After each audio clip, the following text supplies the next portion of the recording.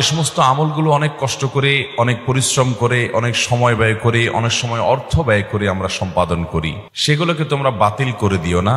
আমার দ্বারা বারবার গুনার কাজ হয়, আবার অনুতপ্ত হই, আবার গুনার কাজে লিপ্ত হই, এখন আমার করণীয় কি? বারবার যদি গুনাহের কাজ হয়, হাল ছাড়বেন না। প্রিয় দর্শকবৃন্দ, আসসালামু আলাইকুম। আপনাদের সবাইকে জানাই আন্তরিক শুভেচ্ছা ও স্বাগতম। আমরা সবাই জানি ইসলাম একটি পূর্ণাঙ্গ জীবন ব্যবস্থা। এই দিন আমাদের শিখিয়েছে কিভাবে চলতে হবে, কিভাবে কথা বলতে হবে, কিভাবে মানুষকে ভালোবাসতে হবে এবং কিভাবে আল্লাহর সন্তুষ্টি অর্জন করতে হবে। আজকের এই আলোচনার মাধ্যমে আমরা চেষ্টা করব কোরআন ও হাদিসের আলো থেকে কিছু শিক্ষা নেওয়ার, আমাদের ভুলগুলো সংশোধন করার এবং সত্যিকার অর্থে মুসলমান হিসেবে নিজেদের গড়ে তোলার। তাই অনুরোধ রইল, মনোযোগ দিয়ে শুনবেন, চিন্তা করবেন, আর যা শিখবেন তা নিজের জীবনে এবং পরিবারের জীবনে বাস্তবায়ন করবেন। চলুন শুরু করি আজকের আলোচনা।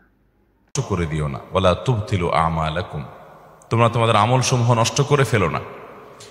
ইমাম কুরতুবী রাহিমাহুল্লাহ এই আয়াতের ব্যাখ্যায় বলেছেন যে, অর্থাৎ নানান পাপাচারের মাধ্যমে, নানান অপরাধ সংগঠনের মাধ্যমে তোমাদের এই কৃত নেক আমলগুলোকে তোমরা বরবাদ করে দিও না, নষ্ট করে দিও না। মুহতারাম হাজরিন, আমাদের আশা যে আমলগুলোর বিনিময়ে আমরা আমাদের রবের সন্তুষ্টি অর্জন করব, আমাদের আশা এগুলোর বিনিময়ে আল্লাহর কাছে আমরা জান্নাত লাভ করব, আমাদের আশা আখিরাতের প্রতিটি ধাপে এই আমলগুলোর মাধ্যমে আমরা আল্লাহ তাআলার নেয়ামত লাভ করব, রহমত এবং করুণা লাভ করব, সর্বোপরি জাহান্নাম থেকে মুক্তি নসিব হবে এই নেক আমলের মাধ্যমে। কিন্তু দুঃখজনক হলেও বাস্তবতা হলো যে আমাদের অনেক নেক আমল বহু কষ্ট করে, বহু পরিশ্রম করে আমরা করি।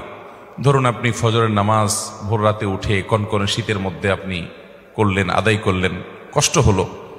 আপনি হয়তো গুরুত্বপূর্ণ কোনো দিনই কাজে কোনো গরিব অভাবী মানুষের কষ্ট লাঘব করার জন্য কিছু টাকা দান করলেন, কিছু পয়সা দান করলেন, যেটা দিতে গিয়ে আপনার হয়তো যথেষ্ট কষ্ট করতে হয়েছে। হতে পারে এরকম। এই আমলগুলো এমন কিছু অপরাধ আছে, এমন কিছু পাপ আছে, এমন কিছু জঘন্য বিষয় আছে, সেগুলোতে লিপ্ত হলে আমাদের কষ্টে করা আমলগুলো নষ্ট হয়ে যেতে পারে। আমরা আমল এবং ভালো কাজের সওয়াব বিনিময় কি, এটা যেমন জানা জরুরি, সে আমলের প্রোটেকশন এবং নিরাপত্তার জন্য, এই আমলের জন্য বিধ্বংসী আমলগুলোকে শেষ করে দেয় সেরকম ভয়াবহ বিষয়গুলোকে সেগুলোও জানা জরুরি।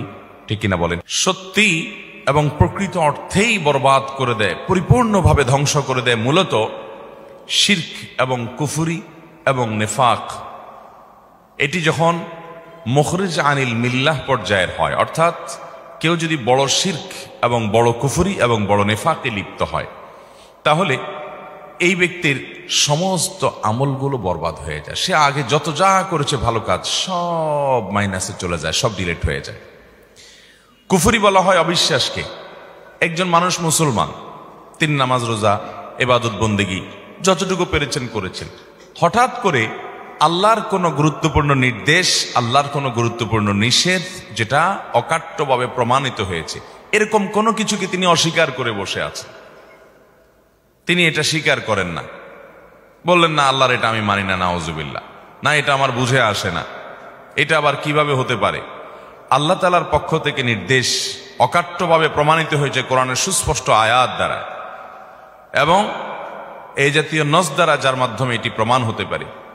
এটা জানার পরও তিনি নিজের যুক্তি, নিজের বুদ্ধি, শয়তানের বিভিন্ন ফাঁদ এবং ফিতনার মধ্যে পা দিয়ে তিনি আল্লাহর ওই কথাটার প্রতি কুফরি করলেন, অস্বীকার করলেন, বিদ্রোহ করলেন, ওইটাকে মানলেন না, ওইটা নিয়ে হাসাহাসি করলেন, তুচ্ছতাচ্ছিল্য করলেন, যেটাকে কুফরি বলা হয়। যে কুফরিটা কুফরে আকবর, যার কারণে মানুষ ইসলাম থেকে খারিজ হয়ে যায়। অনেক সময় দেখবেন অনেকে ইসলামের অনেক গুরুত্বপূর্ণ বিষয় নিয়ে, হতে পারে সেটা গুরুত্বের বিচারে ছোট কিন্তু সুস্পষ্ট শেয়ার, ধরুন দাড়ি নিয়ে, কারোর দাড়ি নিয়ে, কারোর হিজাব নিয়ে ব্যঙ্গ করলো, হাসি ঠাট্টা করলো, বিদ্রুপ করলো, তো এটি কিন্তু ইমান থেকে মানুষকে খারিজ করে দেয়, মানুষের ইমান নষ্ট করে দেয়। এই পর্যায়ে কুফরি, মানে আল্লাহর এই বিধান আপনি মানছেন না, এটাকে আপনি তাচ্ছিল্য করছেন, মানে হলো এটা আপনি মানলেন না, এটার বিরুদ্ধে বিদ্রোহ করলেন, এটাকে বলা হয় কুফরি। আল্লাহর কোনো বিধিবিধান আপনি নিজে মানতে পারছেন না, আপনার মধ্যে অপরাধ বোধ থাকবে যে হায়রে আমি মানতে পারছি না, দায়টা আমি রাখতে পারছি না, ঠিক আছে আল্লাহ আমাকে তৌফিক দেন, আমি রাখবো ইনশাআল্লাহ। রাখা উচিত, নবীজির নির্দেশ, এটা মানা উচিত। এটা কুফরি না, এটা হলো ফাসিকি, যে আপনি মানতে পারছেন না, এটা ক্ষমার যোগ্য। কিন্তু আপনি দাঁড়িয়ে নিয়ে ঠাট্টা করলেন, তাহলে নবী সাল্লাল্লাহু আলাইহি সাল্লামের সুন্নাহকে, তার নির্দেশকে নিয়ে আপনি হাসাহাসি করলেন, বিদ্রুপ করলেন, এটা কিন্তু বিদ্রোহ করার শামিল, কুফরি।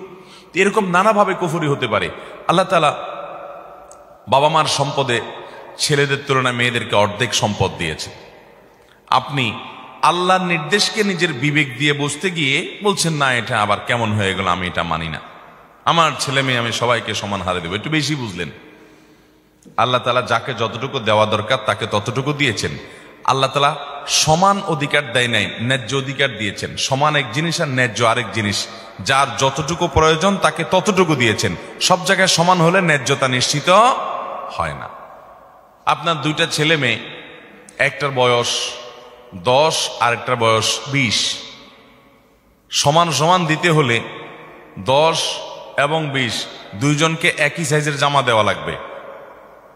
সমান সমান দিতে গেলে 10 বছরেরটার অসুখ হয়েছে, আপনি নাপা খাওয়াচ্ছেন, 20 বছরেরটারও একটা নাপা খাওয়াই দিতে হবে, ওর অসুখ না হইলেও, কারণ সমান সমান দিতে হবে। এটা কি ইনসাফের কথা হলো? ইনসাফ হলো ন্যায্যতা, সমান না। আমাদের অনেকে সমান অধিকার খুঁজে বেড়ায়। হ্যাঁ, অনেক ক্ষেত্রে সমান অধিকার দরকার আছে, যেমন যেখানে সমান অধিকার দরকার আল্লাহ ওখানে সমান অধিকার দিয়েছেন, সমান প্রাপ্য আল্লাহ নিশ্চিত করেছেন। যেমন ভালো কাজ যখন আমরা করব, নারী হোক আর পুরুষ হোক, মর্যাদা সমানভাবে পাবে, নারী পুরুষের কারণে কোনো ভেদাভেদ হবে না। আল্লাহ তাআলা কোরআনে কারীমে বলেছেন, মান আমিলা সালিহাম মিনকুম মিন যাকারিন আও উনসা, তোমাদের মধ্যে নারী হোক আর পুরুষ হোক যেই ভালো কাজ করবে, নেকামল করবে, ফালানুহিয়ান্নাহু হায়াতান তাইয়্যিবা, তাকে আমি পবিত্র জীবন দান করব এবং তার এই কর্মের সর্বোত্তম বিনিময় আল্লাহ তাআলা দান করুন, সেও আল্লাহ করেছেন। তাহলে সমান অধিকার যেখানে দেওয়া দরকার আল্লাহ সেখানে সমান দিয়েছেন। কিন্তু অনেক জায়গায় ইনসাফ নিশ্চিত করবার জন্য সমান নয়, প্রয়োজন ন্যায্য অধিকার দেওয়া, আল্লাহ তাআলা সেটি দিয়েছেন। এখন আপনি বললেন কি না, পরিত্যক্ত সম্পদে কেন আল্লাহ তাআলা মেয়েদেরকে ছেলেদের অর্ধেক দিলেন? এটা তো জুলুম হয়ে গেল। আল্লাহর সাথে পাল্লা দিয়ে গোল্লা যাওয়ার ব্যবস্থা করলেন, আর কি বেশি পণ্ডিতই করলেন। এরকম কিছু বেশি পণ্ডিত আছে না নাই? ইমান চলে যাওয়ার মতো কাজ করলেন, আল্লাহর বিধানকে আপনি অস্বীকার করলেন, পাত্তা দিলেন না, বিদ্রোহ করে বসলেন, এটাকে আপনি তাচ্ছিল্য করলেন, উড়াই দিলেন, সাথে সাথে আপনার কুফরি হয়ে গেল। এরকম নানাভাবে আমাদের কুফরি হয়, আমরা বুঝি না।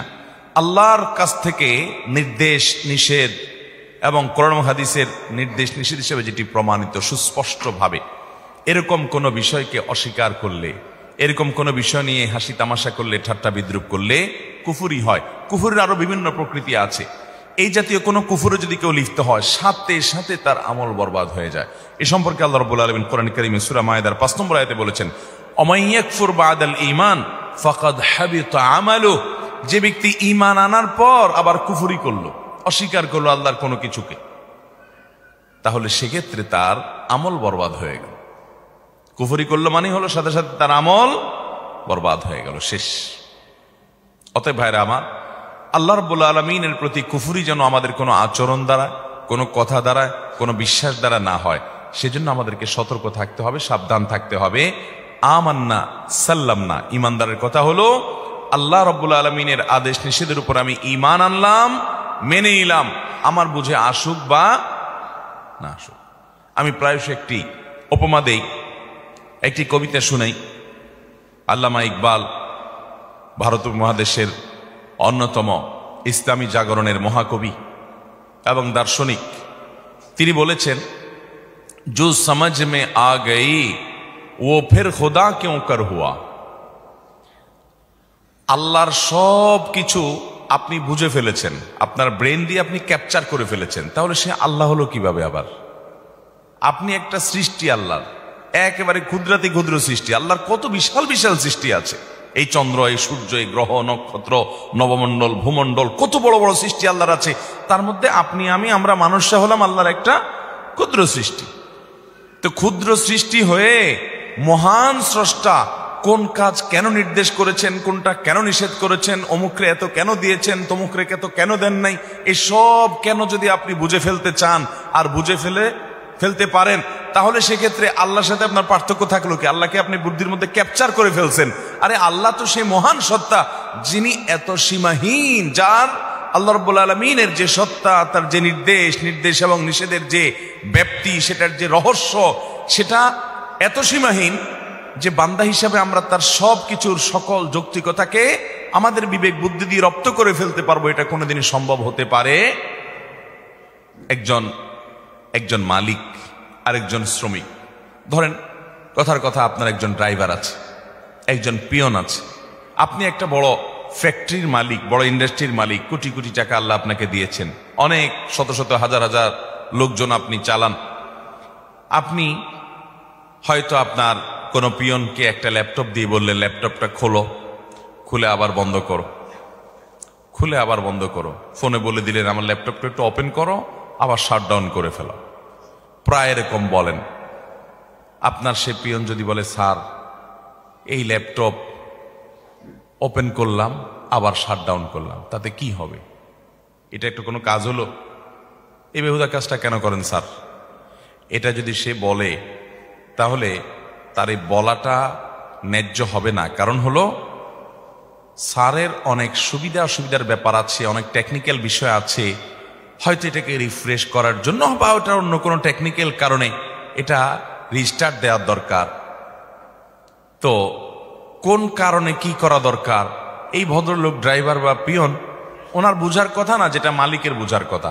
মালিকের সব কিছু যদি এই পিয়ন এবং ড্রাইভার ভদ্রলোক বুঝে ফেলে তাহলে এই তো মালিক হয়ে গেল, ঠিক না ভাই? ঠিক। মালিকের সবকিছুর যৌক্তিকতা, সবকিছুর রহস্য এই ভদ্রলোক কি উদ্ঘাটন করতে পারবে? পারবে না। তাহলে মানুষে মানুষে কতটুকু আর পার্থক্য? সেখানে যদি এই অবস্থা হয় তাহলে স্রষ্টার সাথে সৃষ্টির পার্থক্য কতটুকু? মোহতারাম হাজিরিন, এই জন্য আল্লাহ তাআলার কোনো আদেশ, কোনো নিষেধ, কোনো কিছু আমাদের যুক্তিতে বুদ্ধিতে কুলাক বা না কুলাক, আমরা ঈমান এনেছি, মেনে নিয়েছি। আল্লাহ তাআলার আদেশ নিষেধের মধ্যে যৌক্তিকতা, উপযোগিতা এটা অবশ্যই আছে। তিনি হাকিম, রহস্য ছাড়া, হিকমা ছাড়া, প্রজ্ঞা ছাড়া তার কোনো আদেশ নিষেধ অনর্থক কোনো কিছু তিনি করেন না। তিনি ফালতু কোনো কথা বলেন না। সেটা হয়তো আমার বুঝে আসছে না, পরের জেনারেশনে বুঝে আসবে। আজ থেকে শত শত বছর আগে, হাজার বছর আগে কোরআনের অনেক আদেশ নিষেধের যথার্থতা তখনকার মানুষরা বুঝে নাই, আমরা বুঝতেছি এখন। আছে না না এরকম বহু বিষয়? দিনে 5 বার ওযু। আচ্ছা বলেন তো, দিনে 5 বার ওযু করা, আবার প্রত্যেকবার ওযুতে 3 বার করে হাতের কবজি পর্যন্ত ধোয়া, আগে হাতের কবজি ধুয়ে তারপর অন্য কাজগুলো করা। তখনকার সাহাবীদের আমলে, মক্কা মদিনাতে যে সাহাবীরা ছিলেন তাদের আমলে মানুষ ছিল অল্প কিছু, সামান্য হাতে গোনা কিছু মানুষ ছিল একটা শহরের মধ্যে। এত মানুষের গ্যাদারিং ছিল না, এত রোগ জীবাণু এগুলোর এত বেশি আপনার আজকের মতো যেরকম ব্যাপ্তি থাকে, ছড়িয়ে পড়ে, এসব ছিল না। আবার তওবা করবেন, তবে চেষ্টা করবেন আগের তওবার চাইতে পরের তওবা যেন স্ট্রং হয়। খুব নিজেকে ভৎসনা করবেন, আমি কত খারাপ, আগে না তওবা করছি আল্লাহর কাছে, আর এই কাজ করবো না, আবার করে ফেললাম। তাহলে এবার নতুন করে স্টেপ নেন, কেন হইলো, ওখান থেকে আরো শক্তভাবে দূরে সরেন। এরপরে আবার কখনো গুনাহ হয়েছে আপনি মন ভাঙবেন না, আবার তওবা করবেন। মনে রাখবেন, আরে ये কুস্তি তো হয় অমর ভর কি, কবি ও দবালে কবি তু দবালে। শয়তানের সাথে লড়াই তো সারা জীবনের। কখনো সে আপনাকে হারাই দিয়া পাপ করায় ফেলবে, কখনো তওবা করে চোখের পানি ফেলে মালিককে খুশি করে আপনি পাস করে যাবেন। চেষ্টা করবো না ইনশাআল্লাহ? ভাইরা আমার, ইবলিস আপনাকে বলবে তোর মাথা খারাপ হয়েছে, তুই যত আকাম করছস, যতবার খারাপ কাজ করছস, তোরে আল্লাহ মাফ করবো তো? আরে মাপ টাপ চাইস না, এই কোন মুখে আল্লাহর কাছে মাপ চাবি? আপনার কাছে মনে হয় আপনার ভিতরে একটা ফেরেশতা ভাব আসছে না, ওইটা শয়তানি ভাব। শয়তান আপনাকে নিরাশ করছে, আপনি শয়তানকে বলবেন না, তোমার এই ফন্দিতে আমি পা দিচ্ছি না। আমার রব আহকামুল হাকিমিন বলেছেন যে লা তাকনাতু মির রাহমাতিল্লাহ ইন্নাল্লাহা ইয়াগফিরুয যুনুবা জামিআ। তোমরা আল্লাহর রহমত থেকে আশা হারাবে না, আল্লাহ সব গুনাহ মাফ করবেন। তুমি আল্লাহর দিকে আগাও। যদি তুমি আগাও, ওয়াল্লাযীনা জাহাদু ফীনা লানাহদিয়ান্নাহুম সুবুলানা, যারা আমার দিকে আগানোর চেষ্টা করবে, আল্লাহ বলেছেন তাকে আমি একটা পথ দেখাবো না। লানাহদিয়ান্নাহুম, লামে তাকিদ, নুনে তাকিদ, সাকিলা, তিনটা তাকিদ দিয়ে আল্লাহ বলছেন অবশ্যই অবশ্যই অবশ্যই আমি তাকে একটা রাস্তা দেখাবো না। সে আমার দিকে আসা শুরু করলে আমি বহু রাস্তা খুলে দিব তাকে। যুবকরা গুনাহ ছেড়ে আল্লাহর দিকে আসবো তো ইনশাআল্লাহ। সৎ সাহস করব। শয়তান আবার কাজ করে ফেলছে, ওই কবিতা মনে রাখবেন, আরে ये কুস্তি তো है हमर भर की, कभी वो दबा ले कभी तू दबा ले।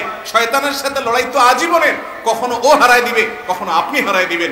এভাবে করতে করতে শেষ নিঃশ্বাসের আগে আপনি ওরে হারায় দিয়ে যদি যেতে পারেন, শেষটা ভালো যদি করতে পারেন, আল্লাহর কাছে জান্নাত পাবেন।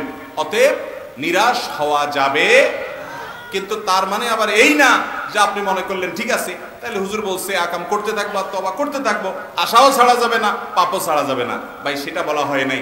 আপনার কাছে মলম আছে, কাটা জায়গা লাগাইলে সাথে সাথে রক্ত বন্ধ হয়ে যায়, এই জন্য ঠান্ডা মাথায় ছুরি নিয়ে আপনি হাত কেটে মলম লাগাবেন না।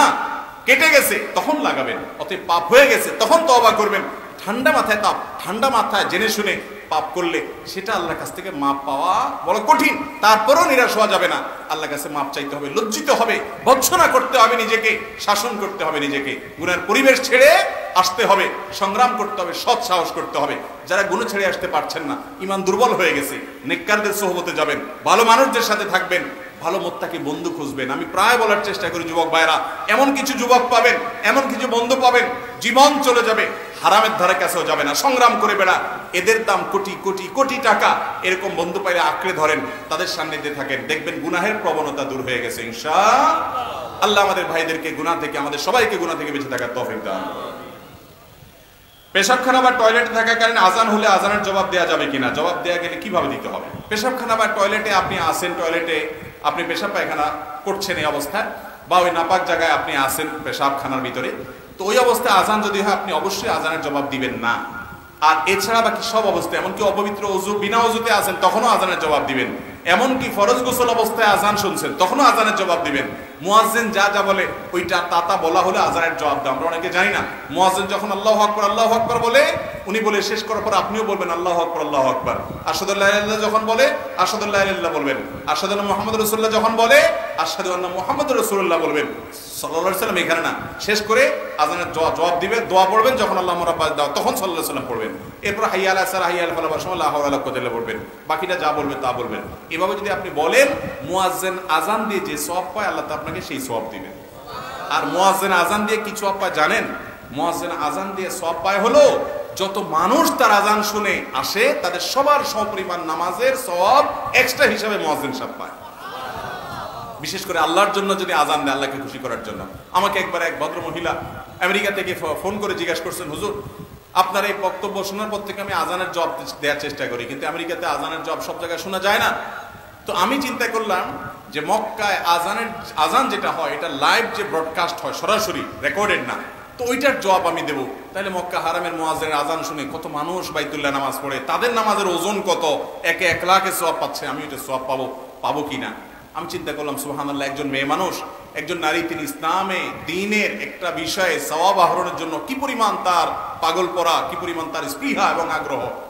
তো আমি বলেছি আল্লাহ তাআলা আশা তো করা যায় হাদিসের ভাষ্য অনুপাতে আল্লাহ তাআলা আপনাকে আজর এবং সওয়াব দিবেন। এই জন্য আজানের জবাব দিবেন তো ইনশাআল্লাহ। অনেকে আমরা আছি এটা জানি না, কয়েক আজানের জবাব শুনলে প্রথম যে আজানের জবাব আজান শুনছেন ওইটার জবাব দিবেন, তারপরে রেকর্ডেড আজানের জবাব না, আবার লাইভ আজানের মসজিদের মাইকের আজানের জবাব শুন দিবেন। কিন্তু এই জবাবটা সর্বাবস্থা দিতে পারেন। ফরজ গোসল হলে তখনও গোসল করা ছাড়াও আজানের জবাব দিতে পারবেন, কিন্তু টয়লেটে দিবেন না, কারণ ওই জায়গায় আল্লাহর নাম উচ্চারণ করা জায়েজ না। আব্দুল্লাহ ইবনে আব্বাস রাদিয়াল্লাহু তাআলা সহ অনেক সাহাবায়ে কেরামের ফতোয়া আছে উপরে নিষেধাজ্ঞা যে টয়লেটে আল্লাহর নাম নেওয়া যাবে না। নামাজে ওয়াজিব ছুটে গেলে সাহু সেজদা দিলে নামাজ হয়ে যায়, কিন্তু কেউ যদি শেষ বৈঠকে তাশাহুদ পড়ার পর সেজদায়ে সাহু না দেয় এবং দুরূদ ও দোয়া মাসুরা পড়ে ফেলে, এরপর সেজদায়ে সাহুর কথা স্মরণ হলে করণীয় কি? এরপরে সেজদায়ে সাহু যদি স্মরণ হয় ওই অবস্থায় সেজদায়ে সাহু দিবেন। এমনকি দুই দিকে সালাম ফিরিয়ে ফেলছেন, তারপরে মনে হয়েছে আরে আমার তো সেজদায়ে সাহু বাকি ছিল, তখনও যদি সেজদায়ে সাহু দেন তারপরে কি হয়ে যাবে? নামাজ হয়ে, নামাজের পরে এখনো কথাবার্তা বলেন নাই, উঠে কেবলা থেকে অন্যদিকে ফিরে যান নাই, নামাজ ভঙ্গ হওয়ার মতো কিছু করেন নাই, এতক্ষণ পর্যন্ত যদি আপনার মনে হয় তারপরও আপনি সেজদায়ে সাহু দিলে নামাজ হয়ে যাবে। হ্যাঁ, উঠে গেছেন, হাঁটা শুরু করছেন, কথা বলছেন, তাহলে সেক্ষেত্রে আপনার আর এখন সেজদায়ে সাহু কুলাবে না, নতুন করে সে নামাজ ওয়াজিবুল আদা পুনরায় পড়তে হবে। ভাই আর অনেক প্রশ্ন আছে, কিন্তু রাত অনেক হয়েছে, আমাদের ফজরের সালাত আদায় করতে হবে। এই প্রশ্নগুলোর উত্তর আল্লাহ যদি বর্তমানে বিশ্বকাপ খেলায় যুবকরা কেউ ব্রাজিল কেউ আর্জেন্টিনা দল সাপোর্ট করে, আবার তাদের পতাকা উড়ায়, এটা কি উচিত? এটা হলো ভাই মুসলমানের ঈমানি দৈন্যতার প্রমাণ। মুসলমান সে যে বাঘের বাচ্চা সে জানে না, সে মুহাম্মদ সাল্লাল্লাহু আলাইহি ওয়াসাল্লামের অনুসারী সে জানে না, সে এই জন্য যেখানে সেখানে যাক তার সমর্থনের পিছনে তার মেধা, তার শ্রম, তার বুদ্ধি, বিবেক, ভালোবাসা, আবেগ, উচ্ছ্বাস এগুলোকে ব্যবহার করে। মুসলমানের আবেগ উচ্ছ্বাস এত সস্তা হওয়া উচিত নয়। আল্লাহ তাআলা আমাদের বিবেক, যুবকদের বিবেকগুলো যেন জাগ্রত সেই তৌফিক দান করুন। আমি এক পরীক্ষার্থী, পরীক্ষার হলে মাঝে মধ্যে দেখা যায় টিচার নকল করতে সাহায্য করে, আবার কোনো ছাত্র প্রতিবাদ করলে তাদের খাতা নিয়ে যায়, এটা কি উচিত?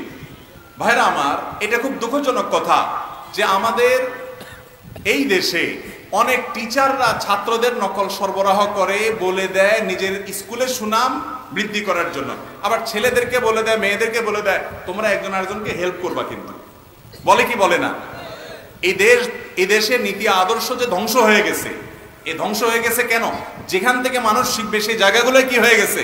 নষ্ট হয়ে গেছে।